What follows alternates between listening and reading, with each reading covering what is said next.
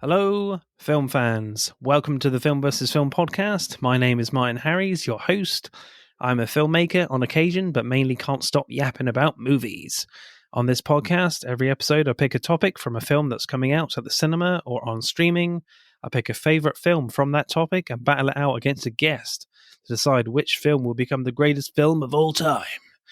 If you enjoy this podcast, please leave us a 5-star review and subscribe. Please enjoy part 1.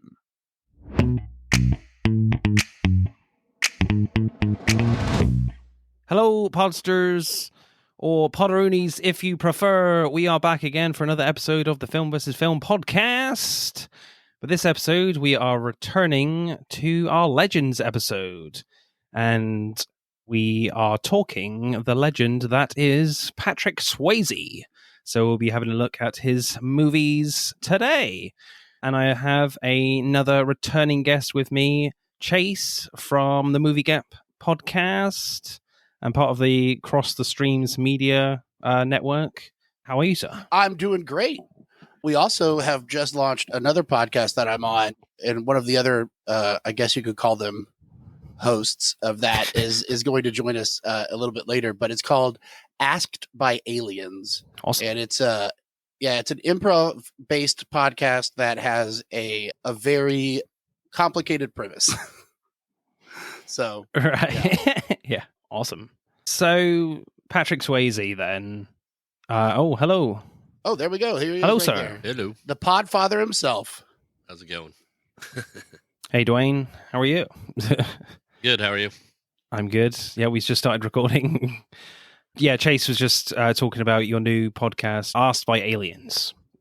Yes. Yeah, it's a very meta podcast. So every other episode is a faux podcast that Stark and I host called Beyond Strange AM, and it's very similar to a radio show that we have here in America. I don't know if y'all get it over there, but it's called AM Coast to Coast, and it's all about people calling in and sharing their like paranormal experiences and stuff.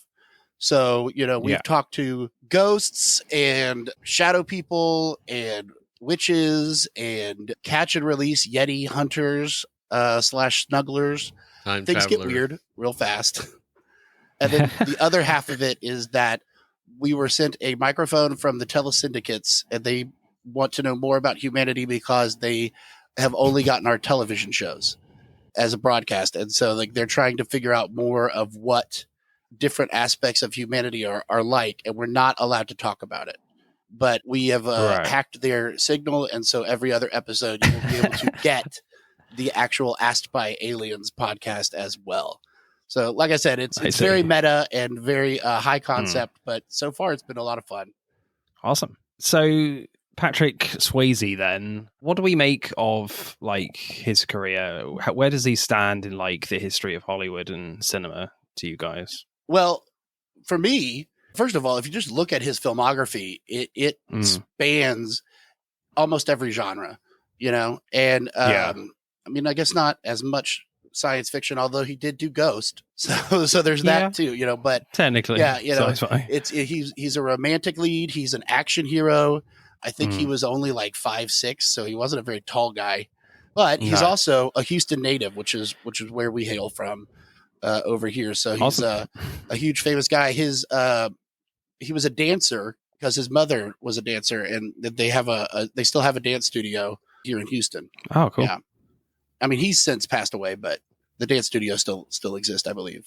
Yeah, I mean he was quintessential in the 80s and 90s. Like, he had his hands in a little bit of everything.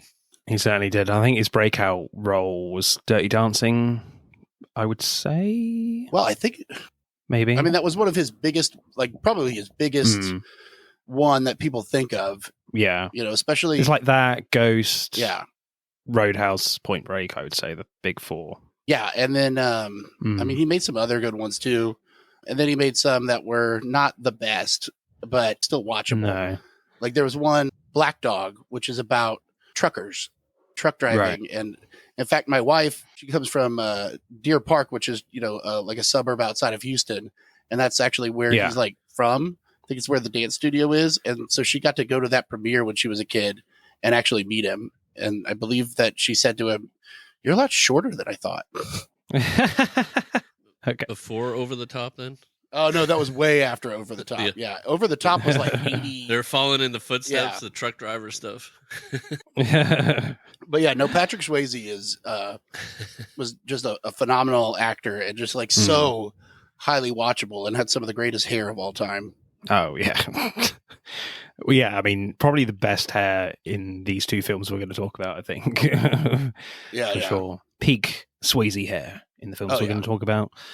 So I will go first, I think, people. I don't get this opportunity much, so I'm taking it. So I went with Point Break from 1991. Yeah, I think I saw this fairly young. I pretty much loved it. I think watching it now, I definitely have some niggles here and there. But overall, it's a real fun ride. You know, Patrick Swayze, really, really good in it. Keanu Reeves is in it also. He's pretty good, but he tries. You know, so he's hard. He's Keanu Reeves, dude. Yeah. You know, like I do know as an actor and everything, I've like listened to him talk and like he puts in the work. It just doesn't always show up on camera. No, it doesn't. I mean, I was talking about John Wick a lot with Lights Camera last week. And, you know, he suits that role down to the ground. Like here, I feel like sometimes, like, Keanu's supposed to be the lead, but I'm like, Patrick Swayze just dwarfs him sometimes, certainly in the second half of the film. Oh, yeah. I mean, he just has, Patrick Swayze just demands charisma or demands your attention with his, like, charisma and charm. And, like, even in Point Break, like, this movie, spoiler alert, he's the bad guy. And like, there's a lot of it where you're like, I kind of want him to get away with it. Yeah, he's likable. Yeah. Oh yeah, you definitely do. I got that feeling. Is this his first bad guy role? I think so. It might have been. I don't know all of his films. I'd have to look. I can't think of anything else where he's like the bad guy. Yeah, I mean, I know that his show that he was doing, like right when he found out he had I believe it was pancreatic cancer. East, he was like kind of a bad dude, but that came much, much later. Yeah, so other films in contention for me, I think the only other one really was Ghost, because I saw that fairly young, before the hormones started going in my body, and I was like, that's a weird way to make pottery. Yeah, and it was kind of scary as well, that film, with kind of like the shadow ghost effects. Yeah. Very early special effects. That was pretty scary for me as a kid watching that. Whoopi Goldberg, fantastic in that as well. But yeah, ultimately I went with Point Break. So what happens in Point Break? Well, going to IMDb as always, and it is very brief. And it says, an FBI agent goes undercover to catch a gang of surfers who may be bank robbers called the ex-presidents. Yeah, that's all it says. He goes undercover using his real name, too. He didn't even change his name for his undercover role. Yeah, he just goes as he's like, no, yeah, I'm still Johnny Utah. Which is like the greatest action name of all time. Yeah, and it makes sense that he was I mean, he can't change his name because he was a famous college quarterback. So like people know who he is. Yeah.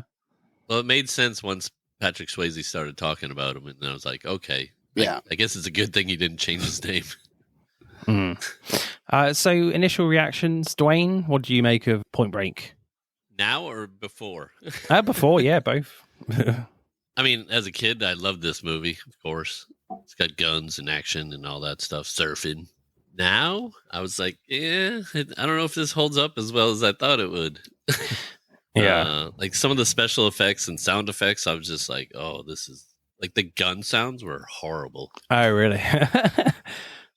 And I didn't think the fight scenes were all that great either, except, Well, yeah, especially not compared to another movie that we may talk about. Yeah. Yeah. Yeah, compared to the other movie, after watching that, I was like, he could do better. Yeah, I think for me, like, certainly some of the surfing stuff is shot really, really well, in my opinion. Well, yeah, and like they all had to learn how to do it, and you know, Mm. in real life, Patrick Swayze was an adrenaline junkie. And Yeah. so like they had to he was like, I'm going to do all my own like parachuting stuff. And they were like, no, you're not. The studio said, no, don't do that. But Yeah. like he would go up and just like skydive, like Nice. on his like days off of shooting and stuff. He just loved it so much. Like, Really? he got real into it. Yeah. So directing then, people. I think like the first ex-president's like bank robbery I quite liked. As they're traveling to the bank, they doing like a nice and sharp gearing up scene that's cut like super fast, which I always love in movies when that happens. I liked how it felt quite frantic and slick at the same time, Yeah. like a good balance of like smooth shots and handheld shots with a lot of like quick camera movement. But tonally, it didn't feel that intense because of like the humor in the dialogue. So it felt very playful, almost like, you know, in the surfing scenes for me. So Yeah. did you get that sense? I mean, as well? Yeah, I agree. Catherine Bigelow, like this was one of her, this was her first, like, I mean, she'd done Blue Steel before this, but this was like her first like big hit. Yeah. You know, and then she ended up winning the Oscar. What was it? Hurt Locker. Yeah. And beating her ex-husband, who she was married to at this time. In fact, he got her like put on this movie. Like he was part of the reason it got made, because I think somebody wanted him to do it. And then, you know, it became, he was like, no, this is more her sensibility. And, but yeah, just like that first scene, like you're talking about, it's so tight, so slick, and it's very early handheld, you know, cause I mean, they still had the big cameras to be able to run around with that. It was, you know, one of the first real intense uses of like Steadicam. Yeah. Which I think the first time that they really used Steadicam would have been, I think they sort of invented the technology loosely for The Shining.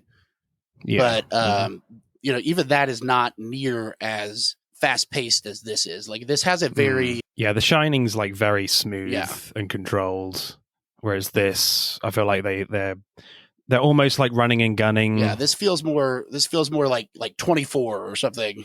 And just really trying to pick out the shots in the editing room. So Yeah. And it's edited so tight. Like I love it. like I quite liked the first like proper action scene where they raid these junkie surfers in the house. And again, it's a bit like the first bank robber scene. It feels very slick, but at the same time, like very frantic and chaotic. But it's in a sort of like controlled manner. There's some cool like slow-mo and intense shots of gunfire. Like there are some fairly like traditional gunfights, I would say, where guys are just like covering behind a wall, then trying to get a shot off around the corner, etc. Yeah. Then there's like these really random bits where like a naked girl attacks Keanu from behind, like he assumed she's not a threat. Yeah. And Anthony Kiedis gets shot in the foot. Yeah. Shoots his foot off. And it still feels like really brutal when that happens to Keanu. And I feel like Catherine Bigelow really pushed for that sequence. Obviously, I'm just speculating, but I feel like that maybe she had to try and, you know, she had to do that and made it work for the film. In other hands, that sort of moment would be done for laughs. Yeah. I would say. And of course, as soon as he goes out the window and the lawnmower's there, I'm like, oh, here we go. They're going to put the lawnmower into the fight. Yeah, definitely. Sure enough. The smoking lawnmower.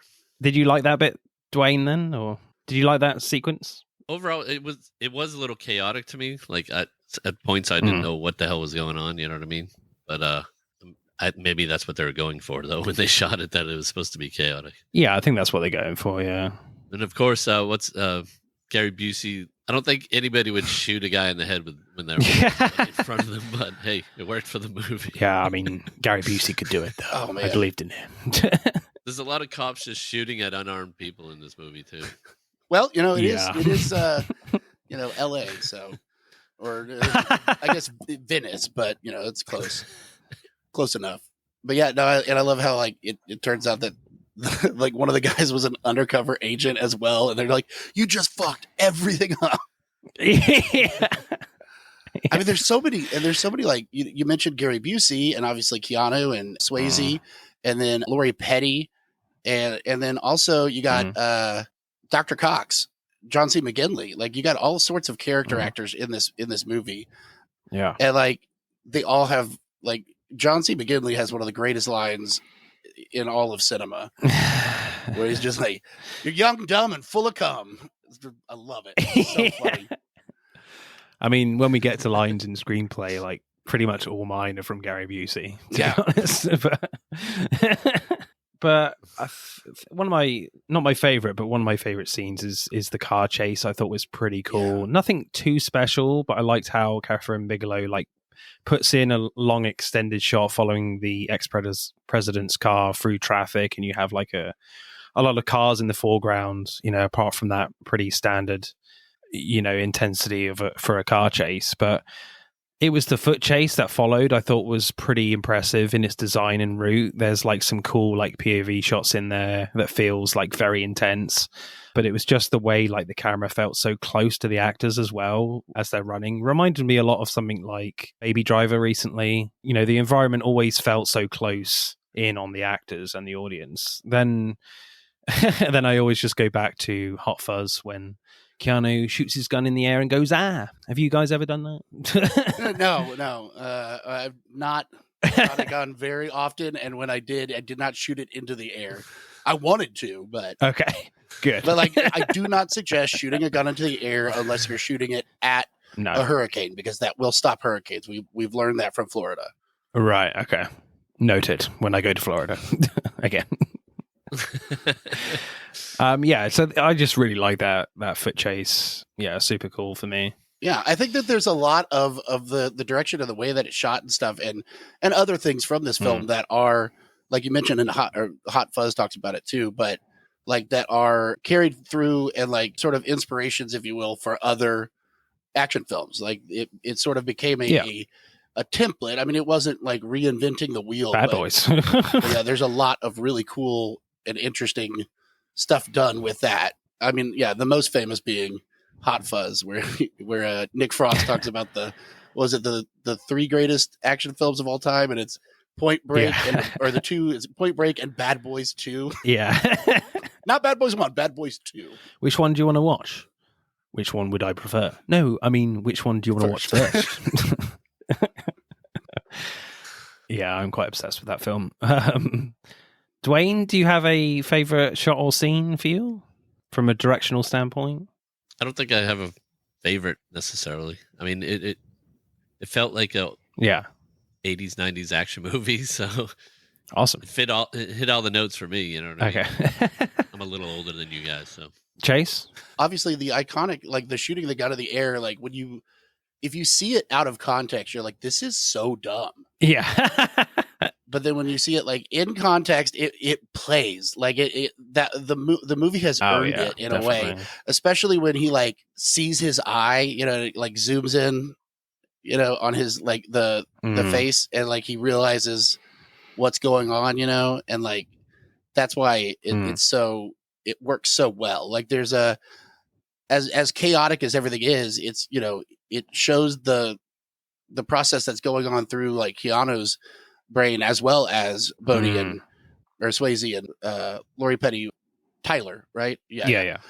And like, you know, I think that the bank robbing scenes, especially that last one where everything just goes to shit because of like that's definitely the most suspenseful and the scene that really builds up the tension compared to that first one, because it's not that suspenseful at all for me. The humor over, you know, with the mask, you see the mask for the first time, the humor kind of overrides kind of what they're actually doing. Well, yeah, you know, whereas the second one, it's very suspenseful, and you're like, shit, they're breaking their rules, things are going wrong right now. You know, you've got the other cop on the floor, and you're like, oh, is he going to mess things up? And then he does. Yeah. Did they ever explain why they went off? What they know, like they went to the vault, that they never do that. They never really explained why, though, right? Well, yeah, no, they did, because it was going to be their last go. Yeah, like they're like, okay, we got to get enough money to get to Australia. Yeah, because like they've been found out.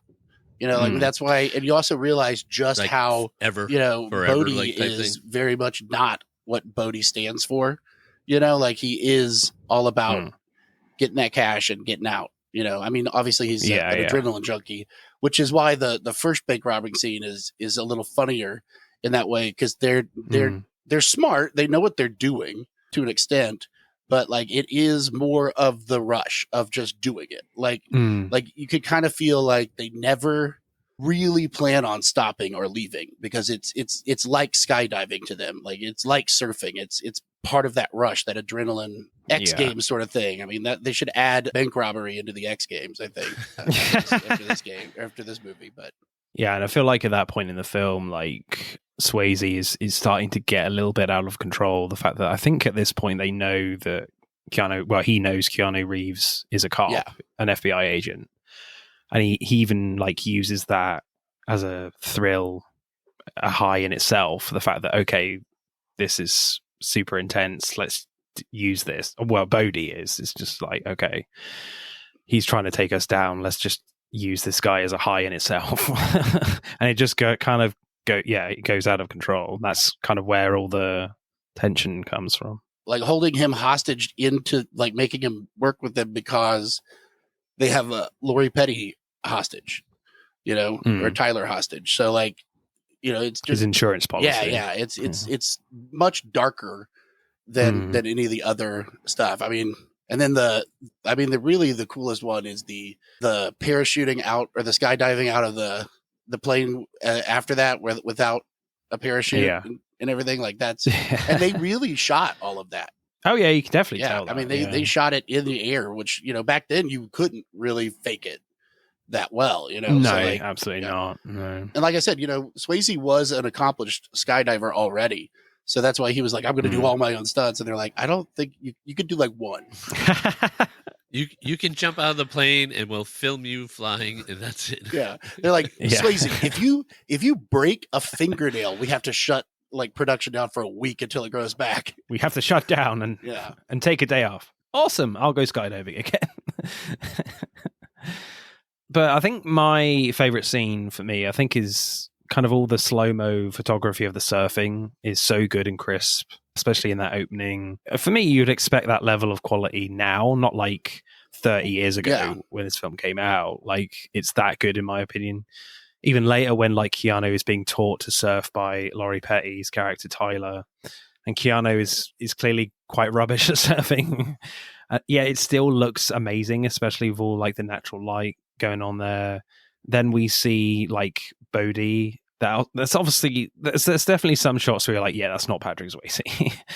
But it's like the cinematography just steps up another level of awesome when that character shows up anyway. Then I liked how they slightly changed up the surfing scenes with a scene at night, and it's shot with the same quality for me, but with a few more like close-ups of Keanu and Patrick Swayze to make it feel a bit more characterful as the story is progressing. So yeah, I just really liked all the surfing stuff. To be fair, like my least favorite surfing scene was probably like right at the end, which I don't think, as you were kind of maybe pointing out, Dwayne, like the effects in that where Swayze is supposed to have died. The giant doesn't look amazing, but everything prior to that is pretty awesome. Well, in the night scene, like we have all these movies now that do these dark shots. Yeah. And that one I was like, why is this dark but it still feels like it's lit up? Like I can see everything. Because they actually lit it.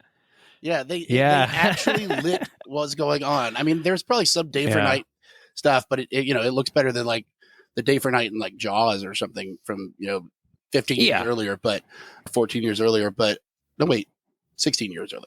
Anyway, it doesn't matter. But like the problem with all of the night stuff now and the dark stuff now is that they're just like, oh well, we'll just fix it in post, and then they just throw the same like dark filter over it. And you can't see anything. It doesn't actually work. Yeah. And then if you say something about it, they're just like, well, that's your TV. Like, no, it's like this is the theater. Like, what are you talking about? Yeah, I just remember all the complaints when, I don't know if you guys watched Game of Thrones, but when the final battle in Winterfell, everyone was just complaining about Battle of the Bastards. I can't see anything. I don't know. I have no idea what's going on. I can see nothing. Yeah. They're like, it's because your TV's bad. It's like, no, it's not. Yeah. Put some lights up. But then here's this movie from 30 years ago. They're out on the water, and you can see everything that's happening. Like, it was crazy. But I feel like it's kind of that era. It's even before that. It developed its own kind of language, visual language of when you see things at night, yes, you can see everything pretty clearly, but you can still tell it's at night. So I don't think, certainly people at the time, where they weren't really questioning that, I don't think. Yeah, we need that back, because like I don't need it to be super dark to be like, hey, it's nighttime. Like, yeah, we can figure it out. Yeah, definitely. So, directing score, guys, what are you going for? I mean, I think that I would probably give it like an 8.6. I mean, you got to have that point for the Point Break. So yeah, 8.6. I don't know. What do you think, Dwayne? We gotta come up with one together. I mean, I was gonna say like 8.3. So okay, so we could go middle of that and say 8.4. Sure, 8.45. Yeah, 8.4. 8.45. There we go. 8.45. 8.4. I'm not doing it. For me, I think it's really pretty impressive. I mean, I could literally just put the surfing stuff on a loop and be happy on a Sunday, just chilling with that stuff on. Yeah, and all the action scenes are really, really well done. Yeah, so I might go with Chase's score, actually, 8.6. Right, screenplay then. So, watching this for this podcast, this is where I think the film falls down a little bit for me. And I definitely prefer the second half of the film to the first. Because the first half of the film is really interesting, where they incorporate Johnny Utah, Keanu Reeves' character, into Bodhi's surfing gang. And I liked how the film commits a lot of time to that compared to like all the FBI stuff in the offices. Even though like Keanu's relationship with Gary Busey is very good. But for me, it seems pretty clear that the ex-presidents are Bodhi's gang. You don't cast Patrick Swayze like a huge star at the time if that's not the case. So this whole plot around like Utah and co like thinking this other junkie crystal meth gang are their guys is a bit frustrating. It's a cool action scene for sure, but it doesn't come as a surprise at all that they made a mistake when this other undercover cop, they've messed up his cover. And I understand that they make Bodhi look like a good, like, cool guy when he saves Utah getting beaten up by them, a scene before that. But because we've spent so much time with Bodhi and Utah, there would be no, like, character catharsis if it wasn't Bodhi's gang. So this whole subplot with, like, the junkie surfers could be completely cut for me. Yeah. Frankly. Even though the actual action scene was good. Does it need to be there? No. Do you agree with that, or is that being a bit harsh? I don't know. I like it because of what we get out of it, but then also like it does show that they're trying to do the police work, and like you said, I mean, obviously he doesn't know that it's Patrick Swayze, but like we know that it's going to be them, right? But the fact that he becomes so enthralled with Swayze and and Tyler, or with Bodhi and Tyler, that he's blinded by it, right? It sort of is bringing him back to his sort of glory days in a way, where he's just like, people used to look up to me and now I look up to this guy, and I'm able to do something again, even with my bum knee, because he can't even really do the foot chase. That's when he's chasing down Swayze or whatever, and he jumps and he has to shoot in the air because he can't take the shot, but it's because he can't keep going because his knee injury came back. Yeah. What do you think, Dwayne? Do we need this scene, or does it work for you? If it's not there, it wouldn't really change the movie that much, I don't feel. Because I was kind of thinking the same thing rewatching it. I was like, I don't even think the first time watching this as a teenager, I was like, oh, these are definitely the bad guys, not Patrick Swayze. Like, you knew right from the start that that's who the bad guys were going to be, especially with all the surf talk about it's a close knit gang and they're all surfers, blah blah blah. So, and then they meet him like immediately. Yeah, I think it helps to like reinforce maybe just the divide between Utah and Gary Busey, that they're at odds with the other FBI guys. That the tension between those those set of characters is splitting further apart with this case. So I think that's where this scene in particular kind of is serviceable to the film. But other than that, it doesn't add that much, I don't think. I'd agree. So then when they kind of realize the ex-presidents are in fact Bodhi's gang, with a shot of a surfer's bare ass. Yeah. Literally a few scenes later, Bodhi and his gang find out that I know that ass. that Utah is like an FBI agent after the running chase. Then Tyler finds out pretty quickly too and nearly kills him. So when Bodhi like randomly turns up and they go skydiving, you're like, oh, okay, Bodhi could tamper with his chute here. But they kind of diffuse that pretty quickly, and it makes the film really interesting for Bodhi's character. He literally sees Utah, being an FBI agent as a challenge, a new kind of high to achieve. Mm-hmm. But he's not, stupid either. He has Tyler, kidnapped as an insurance policy, as we've kind of spoken about already. As Utah and Tyler are a thing, which does feel a little weak, but I think it works okay. So it's great to watch from then on, like more of Bodhi's character than Utah's, I think. So, how far will Bodhi go to achieve the ultimate rush? And of course, things start to fall apart and people start getting killed. So it's just a really interesting. I feel like it becomes a little bit more unpredictable of like how far will Bodhi go to achieve his goals, and in the same breath, like how far will Keanu go to stop him, even though he kind of, as Nick Frost says, he loves him.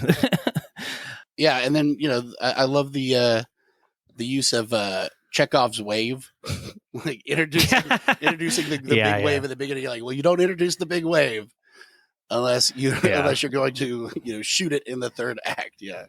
And they're like, damn it, have we got enough budget for the special effects for that? I guess not. Yeah. There is a particular point in the airport scene where, like, Gary Busey dies, and I'm like, he's such a good character. Does he need to die? I don't know. I felt...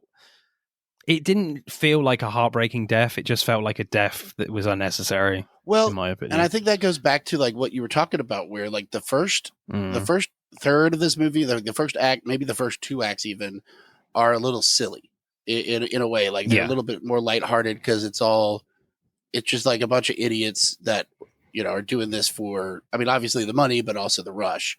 And then once you get into that, where now people are dying, now he's kidnapping Tyler, it gets darker, and it shows that, like, intensity, and it really, like, starts to snowball in that aspect.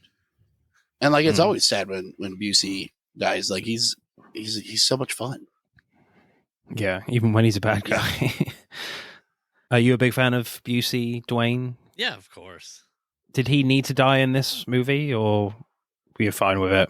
I don't know. I mean, maybe they're just trying to show that there is a connection between him and Keanu, that they're really partners, and like you said, they were kind of like the outcasts of the FBI agency. So maybe it was just to help reinforce that whole idea. I don't know, speculating here too, but I was going to say earlier too, the love interest or whatever, that it seems like very forced. Like they were just like, we got to get this in here so that she could be kidnapped later. Like, you know what I mean? Yeah, a little bit. I mean, when like Keanu learns that her parents were killed in a car accident, and Keanu basically makes up his own story that his own parents died. It's a bit cringy. I don't know about that. And the fact that she comes right to that with him when she finds out who he is. He's like, did your parents even die? Like, why would that come into your head? Like, yeah, like that's what that's the thing that made her fall in love with him. Yeah, so quickly. We both have dead parents. Oh wow, awesome. The end is really interesting, where you have this pretty like impressive skydiving sequence, as you said, Chase, where like Utah has to jump out of the plane with like no parachute and like hang on to Bodhi to survive. Very Bond-like, from Moonraker for me. And seems to know how to dive straight down properly. Like he was in perfect form. Yeah. Yeah. Of course he does. He's Keanu. They do that in FBI training, surely. But what's interesting is that like Bodhi gets away and he's willing to like release Tyler for Utah. But then I think years pass when Utah finds Bodhi in Australia to ride the storm of the century, they call it, I think. They have like a bit of a fight in the water, which I'm not sure is totally necessary for them to have a tussle in water on the coast. But I thought it was quite fitting that it didn't really matter that Utah was caught him. That Bodhi went out on his own terms. For me, this is more Bodhi's story than it is Utah's in the end. So yeah, I quite like the ending for me. Yeah, I just don't know whether they really needed to have a little bit of a fight. I just like. Well, it's sort of anticlimactic if you don't. But like the fight, like Dwayne was saying, is not the best fight. No. Well, although it is pretty hard to like move around a lot in wet sand and wet clothes, and how many times they had to shoot that with the rain machine and everything. Like, yeah, I bet that was a miserable shoot. Yeah, definitely. But again, like at that point, you're just like, you don't want Bodhi to go out there. You're like, no, don't. But then he's got nowhere to go. He'll either get arrested. So, and all those Australian authorities were probably really pissed. They spent all that effort to get there. Yeah, let the Americans get him. And then he's just like, yeah, let him go. So, favorite lines, people? You got any good lines for me, guys? I mean, I already spoiled that with the young, dumb, and full of cum. That was... Yeah. I've got a few. Well, I am an FBI agent! Near the beginning, from like the captain, I think. I guess we just have ourselves an asshole shortage, huh? That was pretty good. When Keanu Reeves and Gary Busey kind of introduce each other, he's like, Pappas, Angelo Pappas, punk, quarterback, punk. Welcome to SeaWorld, kid. 2 bricks coming up. or the correct term is babe, sir. Yeah. Actually, that scene too, like Gary Busey's character is just like, yeah, I don't know what picking up 2 bricks blindfolded has anything to do with being in the FBI, but okay. Yeah, let's do it. You got your Via con Dios. That's iconic. I especially like the line when they're starting to do kind of like near the beginning where they're doing like the initial police work and they find this car and Keanu's like, got his torch out trying to look for evidence.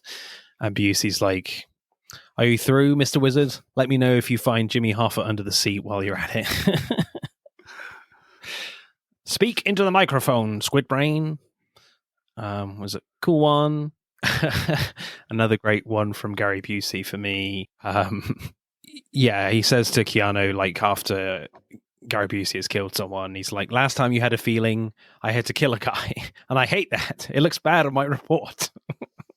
But I think my favorite one, again, Gary Busey, is I'm so hungry I could eat the ass end out of a dead rhino. It's just kind of so ridiculous. I had to choose that one. I like to think that Busey was like, I got something. Like he just came up with that.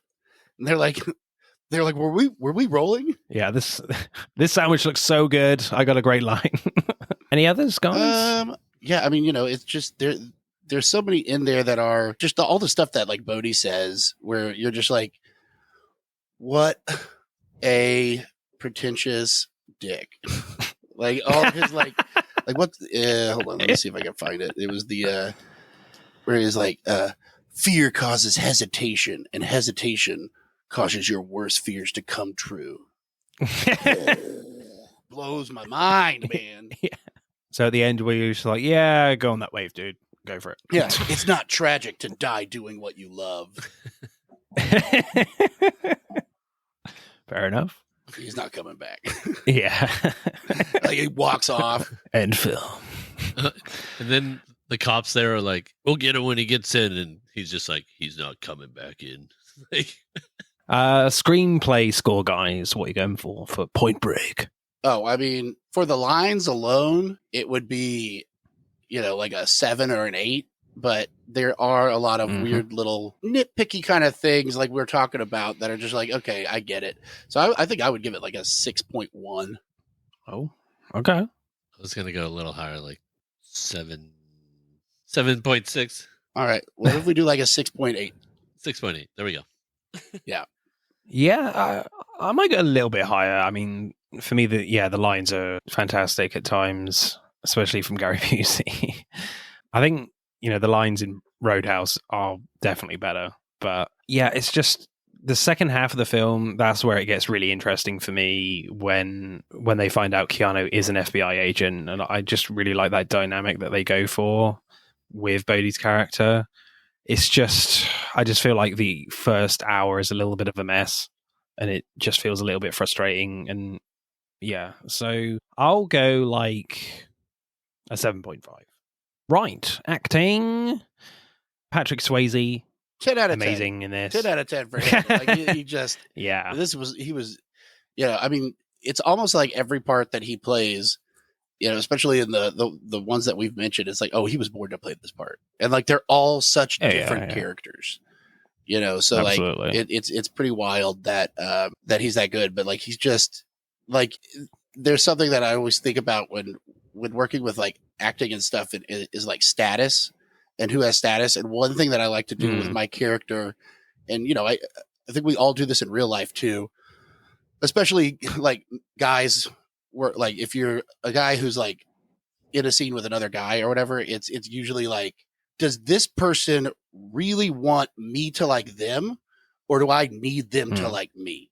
With like Patrick Swayze as Bodhi, even though like he's, a little dude or whatever, you're just like, I want to be his best friend. I'll do anything. Like, it's like that episode of Seinfeld where George like falls in love with Elaine's boyfriend, the Mimbo, and he's like wearing his hat backwards and like copying him. And, it's just like, I really want him to like me, Yeah, there's definitely that here for sure. Come on, Bodhi's just cool. Yeah. That's why. Yeah, just cool, man. But I think he definitely brings sort of this childlike energy as well. Like when he randomly just shows up to Utah's house a few times and he's like, let's go surfing. He does that a few times, I think. And then in like the third act, I liked how like certainly the craziness comes through when things start to go wrong and his friends are like, what the hell's going on, man? Yeah, he gets scary. Especially in that airport scene. Yeah. For me. Like he really has that ability where it does turn where you're like, I don't want to be this guy's friend anymore. Like this is terrifying. This is not the Bodhi I fell in love with. This is too intense. Put the shotgun down, man. He's got those. I mean, it's all in his eyes too. Like he's just got those piercing eyes that could go from something that you like want to get lost in, and then something that is terrifying. Yeah, absolutely.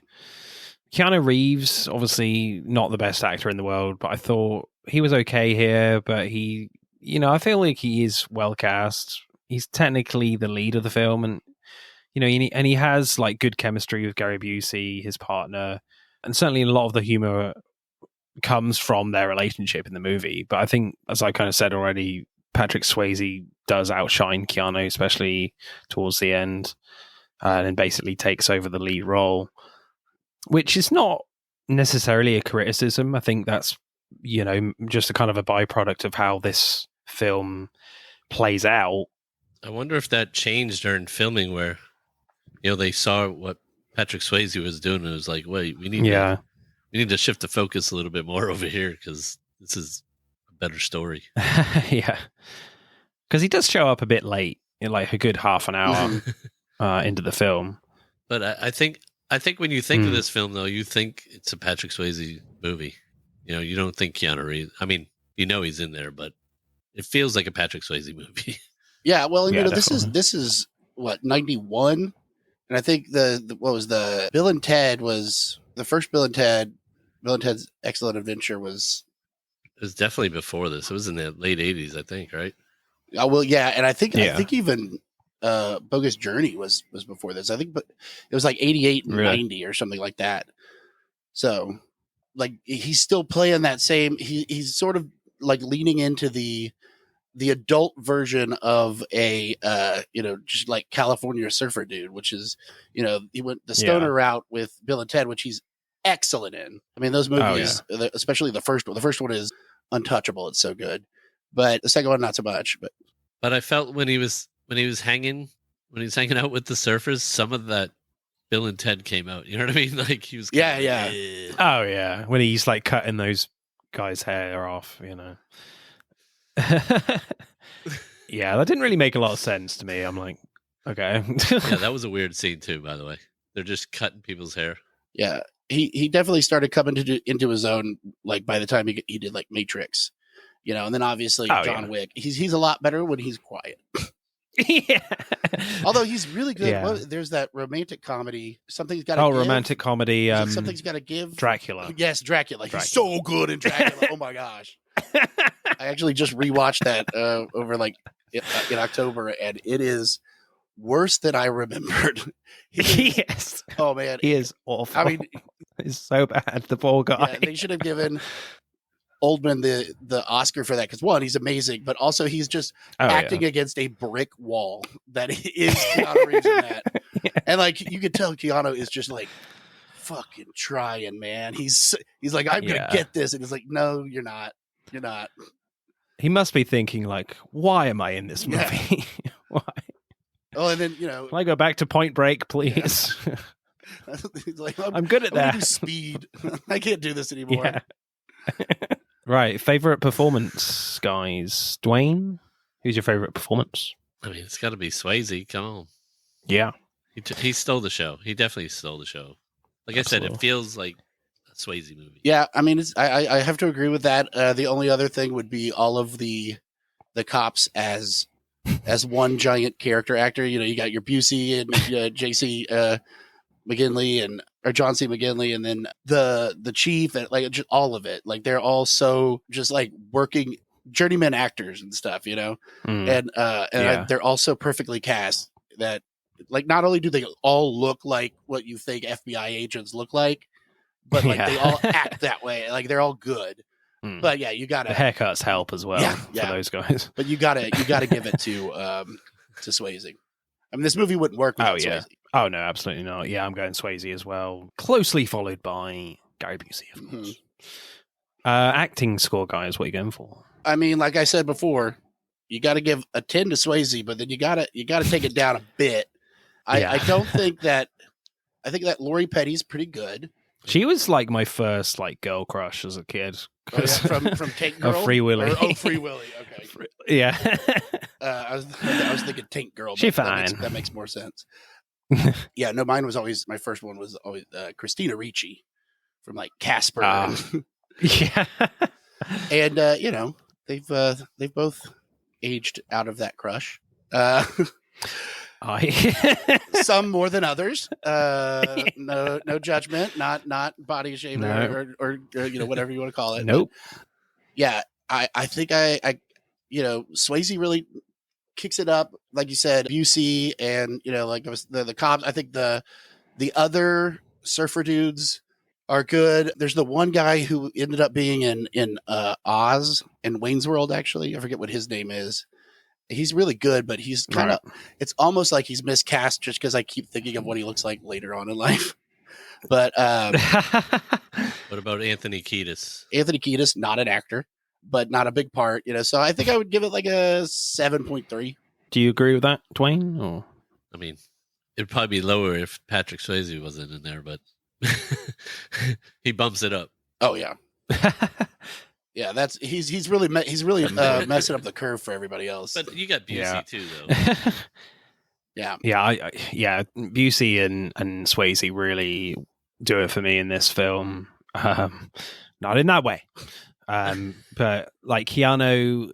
Yeah, I mean, for him, this is pretty good, I would say. Oh yeah, no, but obviously it's not great. Well, but and it's also like he's doing what's on the page. Like it's there. Yeah, it's he is that character. Yeah, he's definitely showing a little more of the frustration and like the confusion than I think he needs to be. Like it could be a little bit more subtle, and that might help a little bit. But he's just got one of those faces that he hadn't really quite aged into, like the muscle movements of something like that, right? Which is why he works so well in Bill and Ted and works so well in like Speed. And the Matrix, and then but I think that I don't think anybody else should have played that part. I think he did great. Yeah. So I might just go a solid 8 for me. Well, you have to have the Point Break in there. 8.0. There you go, 8.0. Right, let's add up the scores then for Point Break. Yep. Yeah, I know that when we covered this on Movie Gap, Yeah. I think Bryce both loved it and hated it. Right. Yeah, he's he famously does not care for action films just because he gets Really? very Okay. bored with anything action. But he, there's a lot to Hates like. John Wick films then. Well, no, those are the few that he likes. It's just usually okay. car chases and all of the other stuff like that, where he's just like, all right, get to it. I get it. Like, let's get to the plot. Right. Point Break gets 46.6. All right. Certainly in recent weeks, that's pretty good. That's it for part 1. Thank you for listening. I hope you enjoyed it. Check out part 2 to see who wins. But don't stop there. Get involved and tell me what your favorite films are relating to the episode. Send us a DM or comment on Instagram and TikTok at Film vs. Film Podcast. For X at FVF_podcast. Plus, we are now on YouTube, so hit that like button and comment there. If you do, I'll give you a shout out on the next episode. Remember, please leave us a 5-star review and subscribe. Pod signing off.